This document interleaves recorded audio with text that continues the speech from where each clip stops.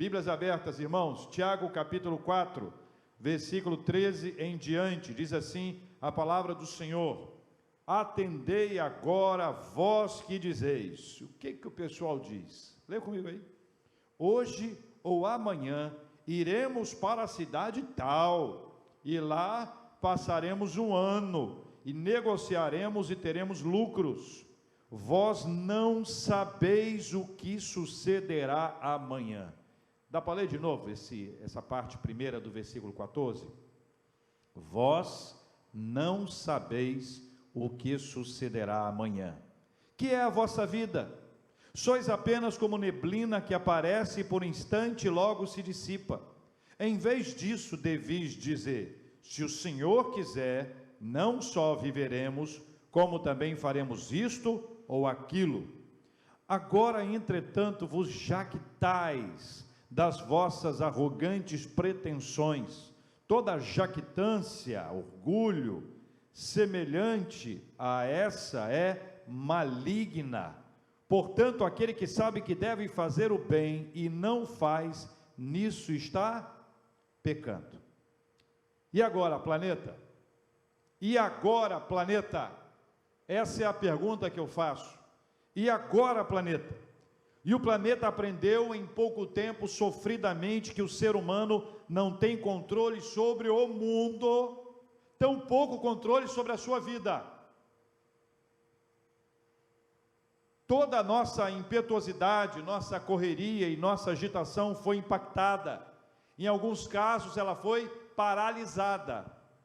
Percebemos tardiamente que nossos modelos de vida não são adequados, que as prioridades públicas não foram as melhores, que falamos muitas línguas diferentes, ainda que em português.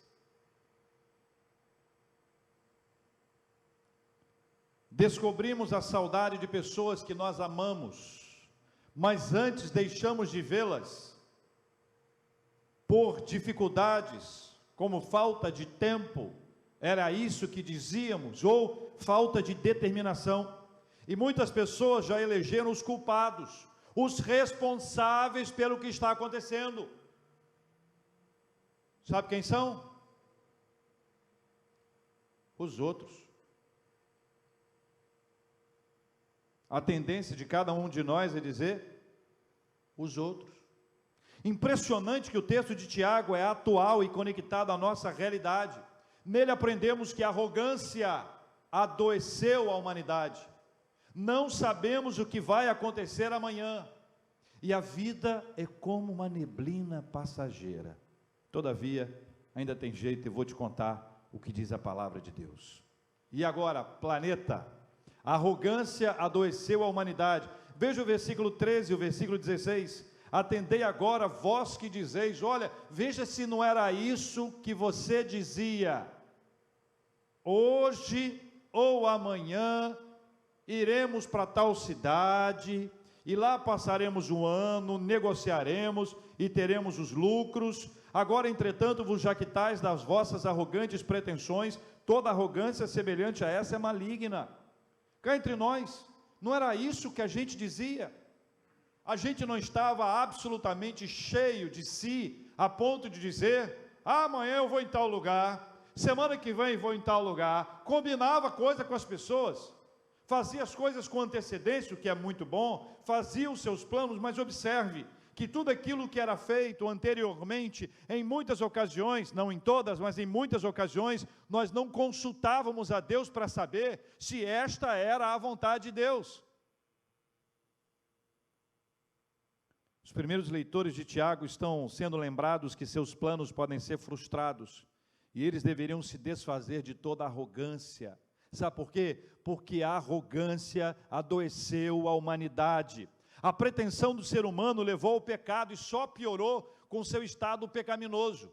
Marca a sua Bíblia em Tiago. Agora abra comigo aqui em Gênesis, por gentileza. Primeiro livro da Bíblia. Gênesis. Nós vamos ler alguns versículos aqui no primeiro livro da Bíblia, o livro do Gênesis.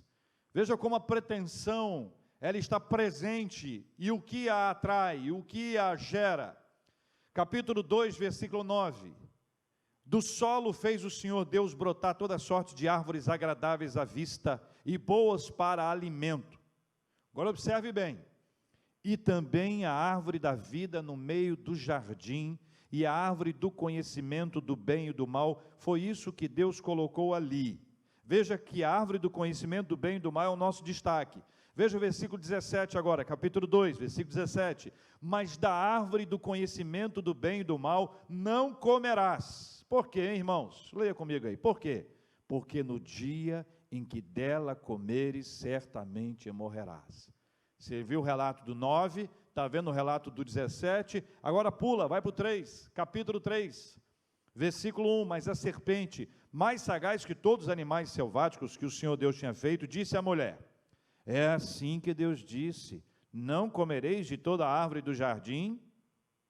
Respondeu-lhe a mulher, do fruto das árvores do jardim podemos comer. Lembra que especialmente duas árvores foram citadas no versículo 9, a árvore da vida e a árvore do conhecimento do bem e do mal. Deu para entender? Duas, pelo menos duas em destaque aqui. Versículo 3, mas do fruto da árvore que está no meio do jardim, disse Deus, dela ou dele não comereis, nem tocareis nele, para que não morrais. Você lembra do versículo 17? Mas da árvore do conhecimento do bem e do mal não comerás, porque no dia em que dela comeres, certamente morrerás. Versículo 4, então a serpente disse à mulher, é certo que não morrereis, porque Deus sabe que no dia em que dele comerdes, se vos abrirão os olhos, e como Deus, sereis conhecedores do bem e do mal. Versículo 6, vendo a mulher que a árvore era boa para se comer, agradável aos olhos e árvore desejável para dar entendimento, tomou-lhe do fruto e comeu, e deu também ao marido, e ele comeu. Versículo 7, abriram-se então os olhos de ambos, e percebendo que estavam nus, coseram folhas de figueira e fizeram cintas para si. A arrogância, a pretensão, o desejo de saber mais, o desejo de ter aquilo que não lhe é devido, essa soberba, essa arrogância, essa prepotência, ela nasce antes do pecado e nos conduz a ele. Veja como esse olhar chega através da fala da serpente, que representa a tentação, como a tentação chega para nos arrancar da obediência, da submissão a Deus, daquele momento em que você escuta a voz de Deus e obedece, não questiona, não critica, mas segue a orientação de Deus, porque tudo o que Deus tem para você, certamente, é o melhor. Mas não acaba aí não. Esse estado pecaminoso, veja o capítulo 11 de Gênesis, esse estado pecaminoso gera algo mais daquilo que você conhece como a Torre de Babel. Veja o que diz o versículo 4 do capítulo 11 de Gênesis, veja como está a humanidade com a sua arrogância, veja a arrogância que está adoecendo a humanidade, versículo 4, disseram, vinde, edifiquemos para nós uma cidade, uma torre, cujo tope chega até os céus, e tornemos célebre o nosso nome, célebre o nosso nome, para que não sejamos espalhados por toda a terra. A Torre de Babel é um exemplo desse processo, dessa arrogância que vai adoecendo a humanidade e vai levando a humanidade a querer ser aquilo que ela não pode ser, ou querer ser aquilo que Deus não quer que ela seja. Volte agora um pouco mais à frente, vamos para Eclesiastes. Eclesiastes, porque em um livro de Eclesiastes, no capítulo 2, há uma descrição importante de 3 etapas complicadas na nossa vida. O autor de Eclesiastes fala em seu livro a respeito da vaidade. A vaidade aparente da arrogância, do orgulho, da soberba, da altivez, isso tudo mora na mesma vila. Sabe aquela vila de casas? Numa casa mora arrogância, soberba, altivez, tá certo? Vaidade, é tudo ali, na redondeza, são vizinhas. Não necessariamente são a mesma coisa, mas elas se aproximam cada vez mais. Veja o que diz o capítulo 2, veja o título aí, a vaidade das possessões, mas leia comigo o versículo 11. Considerei todas as obras que fizeram as minhas mãos, como o trabalho que eu com fadigas havia feito. E eis que tudo era vaidade e correr atrás do vento, e nenhum proveito havia debaixo do sol. Capítulo 2 ainda, no versículo 12, indo até o versículo 17, ele nos revela, neste caso, a vaidade da sabedoria. Veja o que diz o versículo 16 e 17. Pois tanto do sábio como do estulto, a memória não durará para sempre. Pois passado alguns dias, tudo cai no esquecimento. Morre o sábio, e da mesma sorte o estulto, pelo que aborreci a vida, pois me foi penosa a obra que faz debaixo do sol. Sim, tudo é vaidade correr atrás do vento. Veja o capítulo 2, versículos 18 a 26, a vaidade do trabalho. Mas observe em destaque o versículo 22 e 23. Porque todos os seus dias são dores, e o seu trabalho, desgosto. Até de noite não descansa o seu coração. Também isto é vaidade. Nada há melhor para o homem do que comer, beber e fazer que a sua alma goze o bem do seu trabalho. No entanto, vi também que isto vem da mão de Deus. Pois separado deste, quem pode comer ou quem pode alegrar-se? Acabo de ler o versículo 25. Por isso, meus queridos, preciosos e amados irmãos, quando nós lemos o sábio, o escritor de Eclesiastes, apresentando, e fala sobre a vaidade das possessões, a vaidade da sabedoria, ou a vaidade do trabalho, a gente vê o quanto a nossa vida gira em torno dessas coisas. O quanto nós queremos ter alguma coisa, possuir alguma coisa, não porque nós precisamos, ou não porque é bom para nós, mas porque alguém tem. Quantas vezes é a sabedoria que nós queremos desfilar, o nosso saber, e nós queremos desfilar com a nossa vaidade, a nossa soberbia, dizendo o que a gente sabe, que outros não sabem, ou querendo colocar o outro em xeque, em situação difícil, pura vaidade. Ou ainda o próprio trabalho, que para muita gente, além de ser fuga, pode ser uma bênção, mas também pode ser vaidade. Sabe o que é isso? É a arrogância da humanidade. É a arrogância que adoeceu a humanidade. É a distorção de todas as coisas. Porque não há problema em querer ter, não há problema em querer estudar e aprender, não há problema em trabalhar. O problema está na vaidade que aqui se apresenta, que nos tira do foco e que gera para nós um afastamento de Deus. O fato, meus irmãos, é que a altivez da humanidade, de vez em quando, ela é confrontada. A altivez da humanidade, de vez em quando, ela é confrontada. E a percepção do que fazemos ou queremos, o nosso senso de independência, ou até o desprezo pela vontade de Deus, tudo isso é jogado ao chão. Pergunto para você, nessa câmera aqui, só nós dois aqui. É onde nós estamos hoje.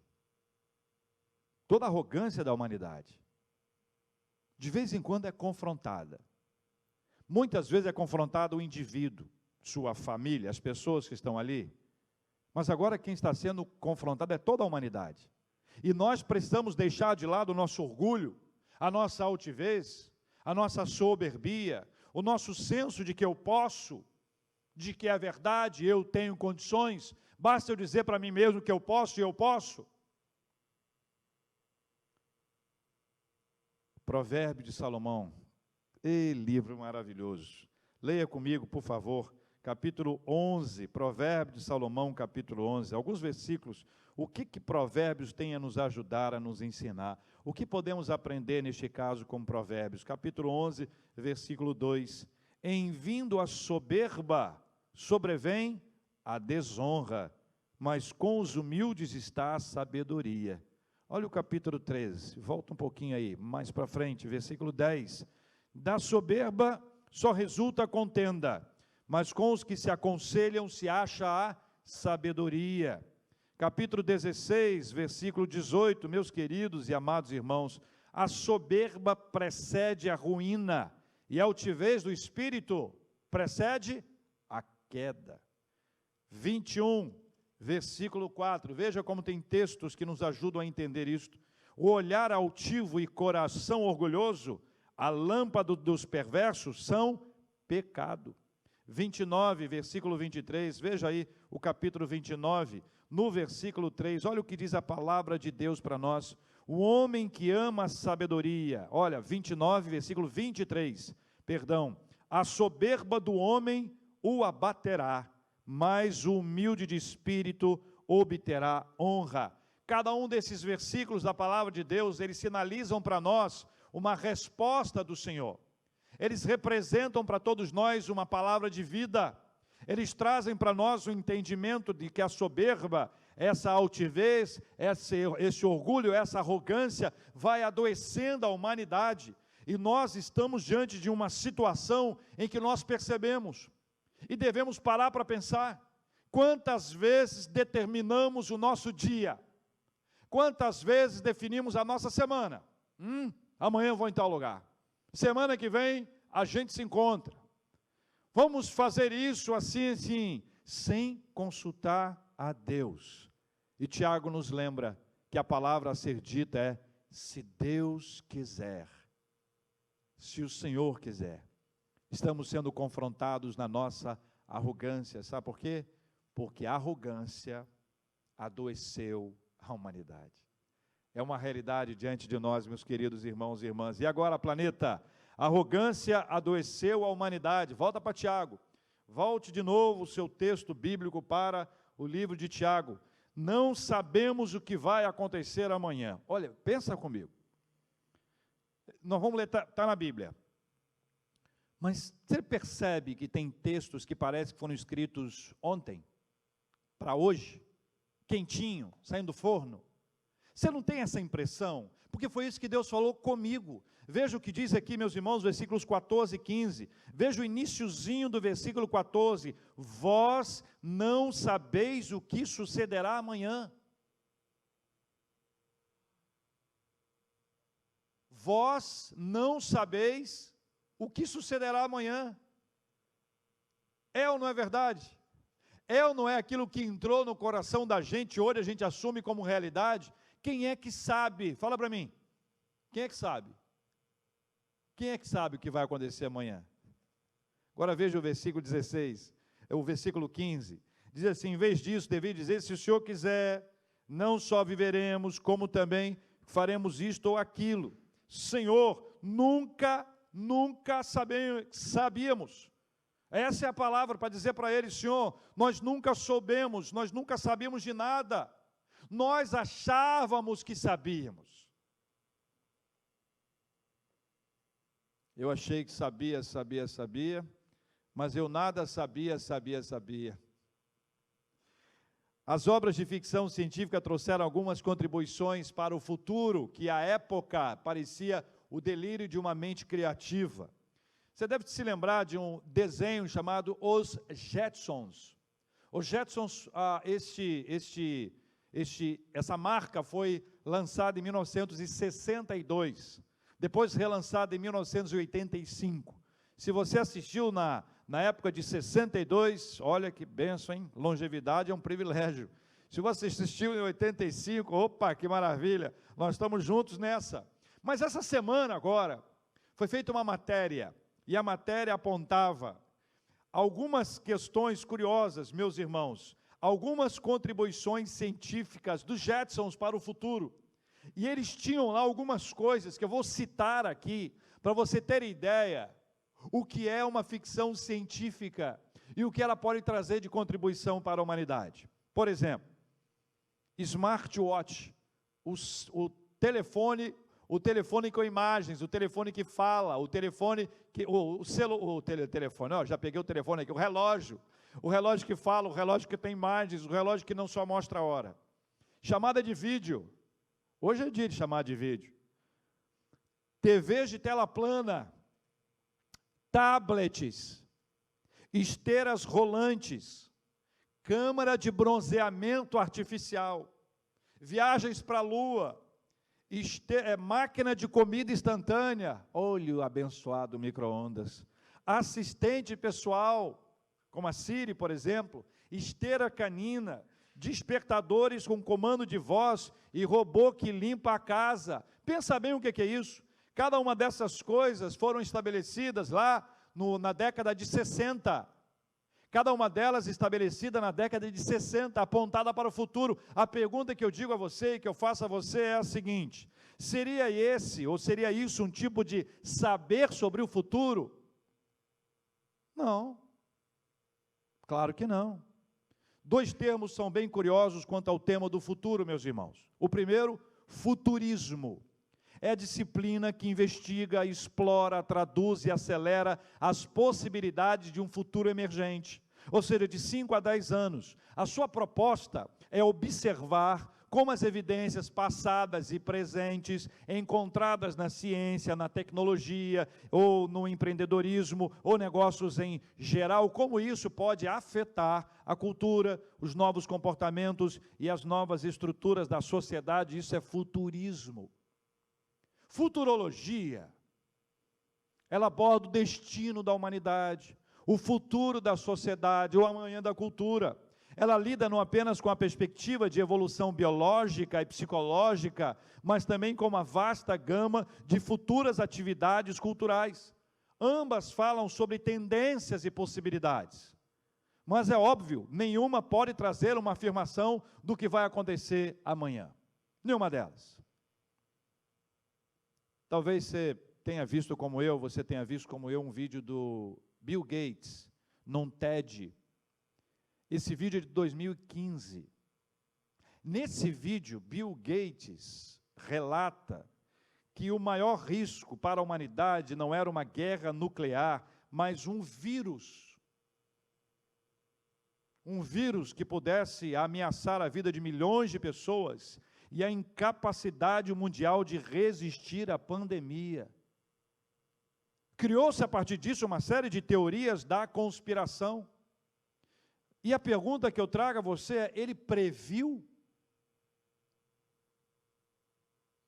Não.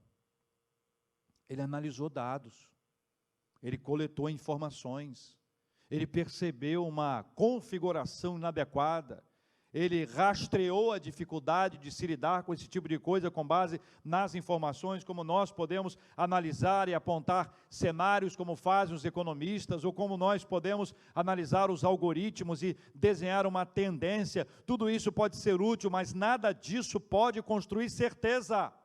Nada disso pode nos assegurar o que vai acontecer amanhã. Porque a Bíblia diz, e eu creio, não sabeis o que sucederá amanhã. Nós não sabemos o que vai acontecer amanhã. Contudo, a Bíblia assegura o que vai acontecer no amanhã, a volta do Senhor Jesus. Atos capítulo 1, veja comigo, Atos capítulo 1, veja o que diz a palavra do Senhor sobre esse assunto. O próprio Jesus nos traz essa palavra. Atos 1, meus queridos irmãos, a partir do versículo 9, veja o que diz a Bíblia. Ditas essas palavras, foi Jesus elevado às alturas à vista deles, e uma nuvem o encobriu dos seus olhos, estando ele com os olhos fitos no céu, enquanto Jesus subia. Olha só a descrição que Lucas faz desse episódio que envolve Cristo. Eis que 2 varões vestidos de branco se puseram ao lado deles, e lhes disseram: varões galileus, por que estáis olhando para as alturas? Olha a esperança aí. Esse Jesus que dentre vós foi assunto ao céu, virá do modo como viste subir. Louvado seja o nome do nosso Deus e Pai. No Evangelho de Mateus, capítulo 24, meus irmãos, capítulo 24, versículo 36, quando tratava sobre esse assunto, Jesus disse: mas a respeito daquele dia e hora, ninguém sabe. Olha para mim. Para de cair nas historinhas de gente que diz que Deus falou para ele alguma coisa que não está nas Escrituras. Para pensar na realidade que está diante de nós e que lamentavelmente nós deixamos de lado, ou seja, a confiança no Senhor, a preparação para a volta de Cristo, o nosso olhar para o amanhã, vivermos hoje pensando no amanhã. Para com isso. Para de acreditar numa data que alguém anuncia, numa mensagem de WhatsApp, numa convocação para o dia XYZ, coloque a sua vida na presença de Deus, se for hoje, se for amanhã, esteja pronto para a volta de Jesus, porque a Bíblia diz que será como um relâmpago que sai do Oriente e se mostra no Ocidente, assim há de ser a vinda do Filho do Homem. Maranata, ora vem, Senhor Jesus. Quando vai acontecer, pastor? Me avise que eu quero estar preparado. Engraçado. Tem que estar preparado hoje. E agora, planeta, a arrogância adoeceu a humanidade. Não sabemos o que vai acontecer amanhã. Nós não sabemos o que vai acontecer amanhã. Por fim, a vida é como uma nuvem passageira. Versículo 14, na parte B, que é a vossa vida. Olha, meus irmãos, como está sendo duro ler esse texto na realidade, no contexto que nós estamos vivendo, nesse mês de maio de 2020 no Brasil, que é a vossa vida. Sois apenas como neblina que aparece por instante e logo se dissipa. Eclesiastes 3:11 diz que há um sentido de eternidade dentro de nós. Deus colocou a eternidade dentro de nós. E essa é uma das razões que nos levam a lutar tanto contra a ideia da finitude da vida humana. Como nós lutamos contra isso? Por quê, irmãos? Porque Deus colocou a eternidade no nosso coração. Aí você tem uma questão que é racional. Você sabe que a vida tem um limite. A razão sabe. A emoção não aceita. A razão sabe, a emoção não aceita. O Espírito Santo nos ensina que se eu e você estivermos com a nossa vida na presença do Senhor, embora esta vida seja passageira, nós viveremos a eternidade com nosso Senhor e Salvador Jesus Cristo. No abrir e fechar de olhos, não se esqueça do nosso irmão que estava preso ao lado de Jesus, e Jesus disse para ele: hoje estarás comigo no paraíso. Ei, maravilha! Ele disse: lembra-te de mim quando entrares no teu reino.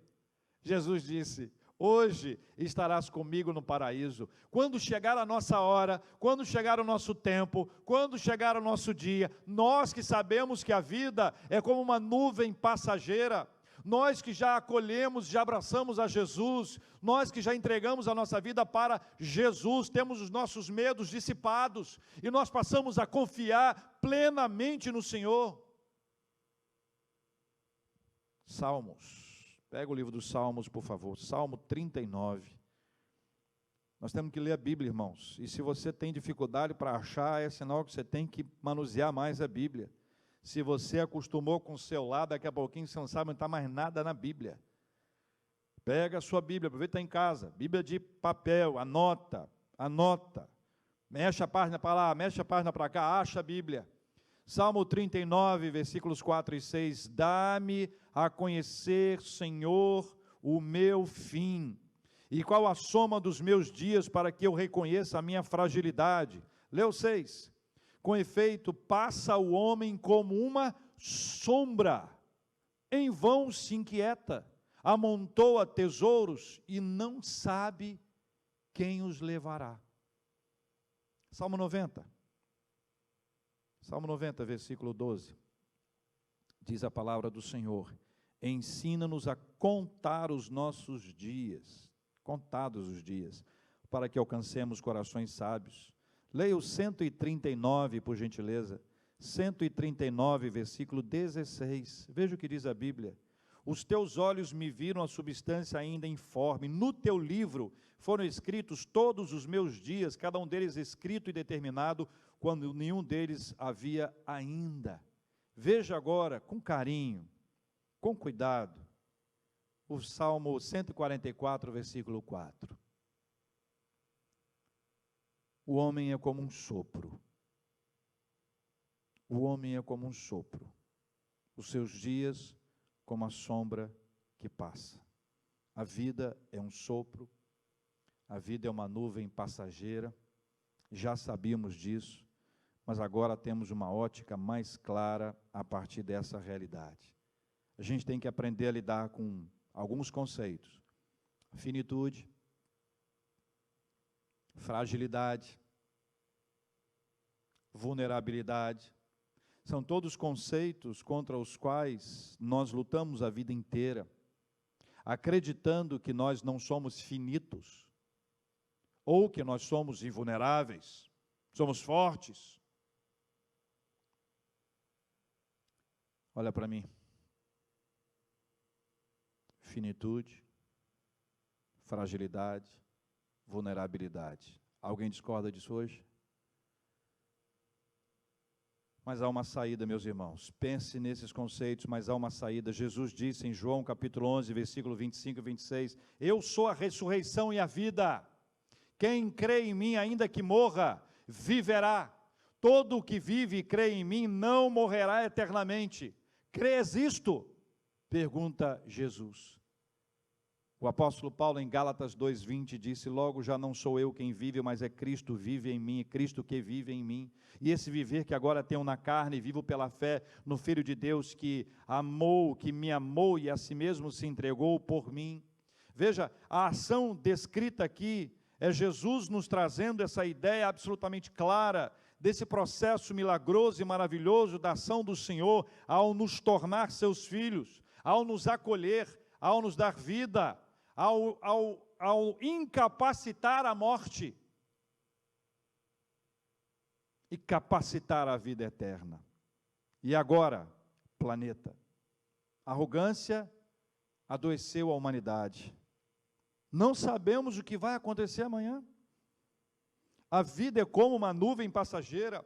É tempo de reconhecer que o Senhor, o Deus Todo-Poderoso, não foi surpreendido pelos últimos acontecimentos do planeta. É tempo de reconhecer que o coração do homem pode fazer planos, como diz Provérbios 16:1. Mas a resposta certa dos lábios vem do Senhor. De posse dessas informações, como diz o versículo 17, há muito a fazer, há muito a fazer. E saber fazer o bem e não fazer é desobediência e pecado. Veja o que diz o versículo 17. Portanto, aquele que sabe que deve fazer o bem e não faz, nisso está pecando. A informação que nós temos é preciosa para ficar guardada e escondida conosco. Diante de Deus, a arrogância dá lugar à humildade. Diante de Deus, o amanhã passa a ser visto pela fé. Diante de Deus, a vida ganha perspectivas desse tempo e do tempo vindouro. Diante de Deus, chegou a hora de dizer, se o Senhor quiser, faremos isto ou aquilo. Se o Senhor quiser, acontecerá aquilo e aquilo outro. Diante de Deus, chegou a hora de dizer isso, de quebrar a nossa arrogância, de assumir que nada sabemos, de que a vida é uma nuvem passageira. Diante de Deus devemos aprender a dizer e a dizer e a dizer, se o Senhor quiser, manifestando soberania de Deus. E diante da sua soberania, a nossa submissão e dependência. Queridos e preciosos e amados, queridos irmãos que nos acompanham nessa hora, a arrogância, ela adoece o indivíduo como ela adoeceu toda a humanidade. Achar que sabe, querer saber para poder mais. É a vaidade das posses, da sabedoria, a vaidade do trabalho. A arrogância, a soberba, a altivez que precede a queda, é o desejo de ter mais, de ser melhor do que o outro. Essa arrogância, diz a Bíblia, adoeceu a humanidade. Achar que pode, achar que sabe, achar que vai, achar que tem todo o controle, achar que não deve absolutamente ser submisso a Deus em momento algum da sua vida. O texto bíblico diz que nós não sabemos o que vai acontecer amanhã. Pergunto para você mais uma vez, tem dúvida disso? Há pouco tempo, os futurólogos, os analistas de tendências, As pessoas que são chamadas de visionários, porque fazem previsões, se assentavam e o que eles diziam, nós afirmávamos, é isso. Nós não temos controle sobre a nossa vida. Mal lembramos do passado. Como poderemos controlar o presente e o futuro? Só Deus sabe o que vai acontecer. E a vida, hein? A vida é um sopro. A vida é como uma nuvem. É como uma neblina. Que ora você vê e ora ela foi dissipada.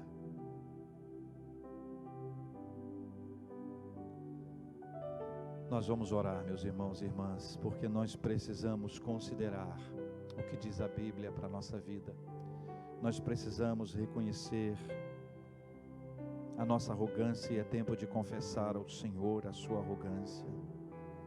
Todos os planos que nós fizemos, muitos, se não a maioria deles, foi frustrado. E não foi só o meu e o seu, não. O planeta.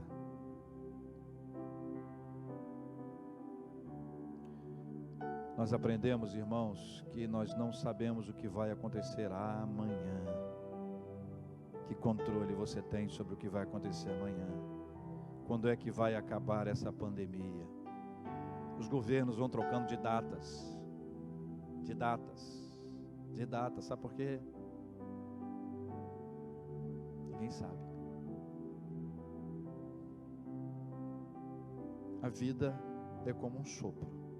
E o que nós estamos vendo são pessoas fortes que acabam infectadas e passam a lutar como muitos dos nossos amados estão lutando. Cada um de nós sabe o limite da sua vida. Quem já esteve ali na portinha, quem já viu aquela luz branca no fundo do túnel, está me entendendo, né? Quem já sentiu que poderia ter a sua vida ceifada, sabe o quanto a vida é um sopro. Por isso que alguém, quando passa por um livramento extraordinário, diz o quê? Qual é a frase que ele diz? Nasci outra vez. Mas Deus tem resposta para nós. Veja comigo. No lugar da arrogância, vamos pedir a Deus que haja humildade.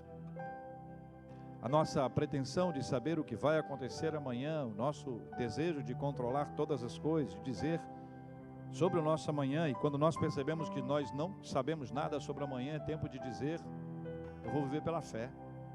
O justo viverá pela fé. Diante de Deus, meus irmãos, a vida é um sopro, é como uma neblina, é uma nuvem que passa, mas a nossa vida aqui, enquanto aqui estivermos, será uma vida em abundância. E quando nós terminarmos a nossa vida aqui, quando chegar a nossa hora, porque quem apita o final do jogo é o justo juiz, ele que determina que horas que isso vai acabar.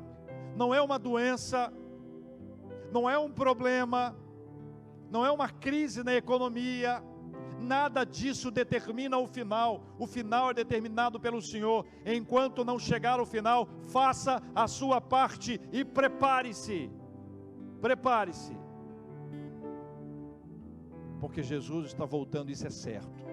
Não sei que dia, não sei que horas, não sei quando, nem como vai acontecer. Eu só sei que vai ser como um relâmpago, de repente, Ele vai estar aqui e nós vamos subir para estar com Ele. Mas subirão aqueles que entregarem as suas vidas a Jesus, que foram eleitos pelo Senhor, que receberam da parte dEle a sua palavra, cujo coração foi alcançado pelo Espírito Santo de Deus, e uma graça irresistível o tomou de uma forma extraordinária. Ele percebeu que sempre foi amado por Jesus. Você sempre foi amado e amada por Jesus. Se você ainda não entregou a sua vida para Jesus, hoje é o dia, esta é a hora. E agora, planeta? E agora, planeta? Entregue-se a Jesus. Eu quero orar com você. Quero pedir ao Senhor que, por sua graça e misericórdia, Ele enche a sua vida com o seu doce e poderoso Espírito Santo. Se você quer entregar a sua vida para Jesus, Repita comigo esta oração, dizendo assim: Senhor Jesus, eu reconheço que eu preciso do Senhor. Eu reconheço que eu dependo do Senhor. Que no lugar da minha arrogância seja inserida a humildade. Que no lugar do meu não saber o que vai acontecer amanhã, seja inserida a fé. E agora que eu sei que a vida é como um sopro, que seja cheio o meu coração da vida eterna. Ó Deus, cubra estes que assim oraram, cujas vidas são entregues nas tuas mãos nessa hora.